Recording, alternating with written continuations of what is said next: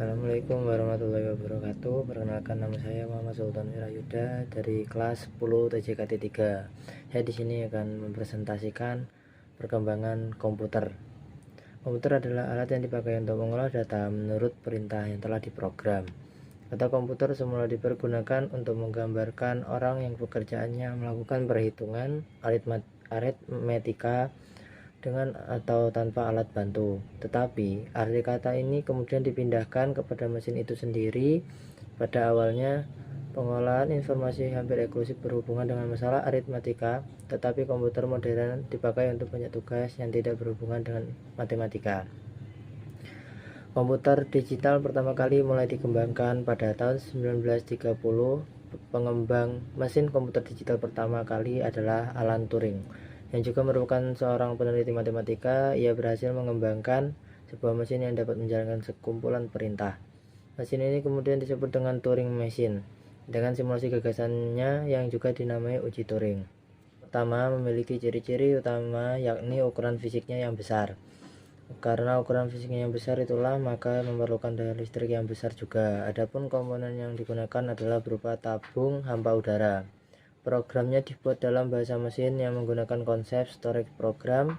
Data dapat disimpan di magnetic tape dan magnetic disk. 2. Generasi kedua pada tahun 1959 sampai 1965.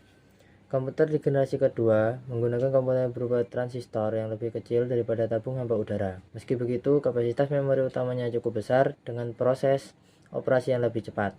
Selain itu, komputer di generasi kedua juga sudah memiliki kemampuan proses real time dan time sharing. Perkembangan lain dari komputer generasi pertama ke generasi kedua terletak pada magnetic disk dan magnetic tape-nya yang sudah berbentuk removable disk. 3. Generasi ketiga pada tahun 1965 sampai 1970.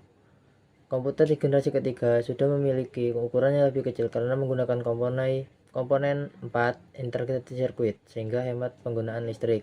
Proses operasinya juga berjalan lebih cepat dan tepat dengan kapasitas memori yang jauh lebih besar. Magnetic disk yang digunakan memiliki sifat random access. Komputer di generasi ini juga sudah dapat melakukan multiprogramming dan multiprocessing, serta dapat melakukan komunikasi data antar komputer.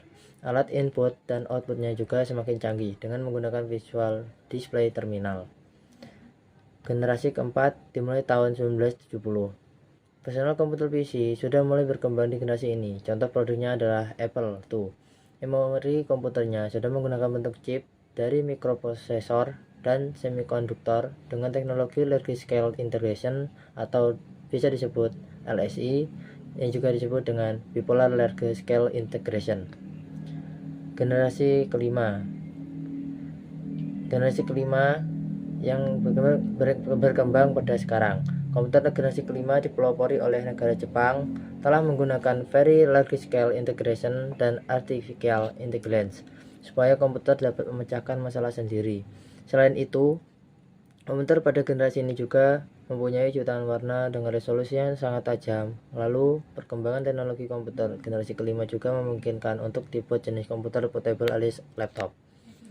Itulah penjelasan mengenai sejarah perkembangan komputer di dunia. Dari informasi ini bisa kita ketahui bahwa komputer memiliki perkembangan yang cukup panjang hingga menjadi benda elektronik yang sangat penting sampai hari ini. Mungkin sekian dari saya. Wassalamualaikum warahmatullahi wabarakatuh.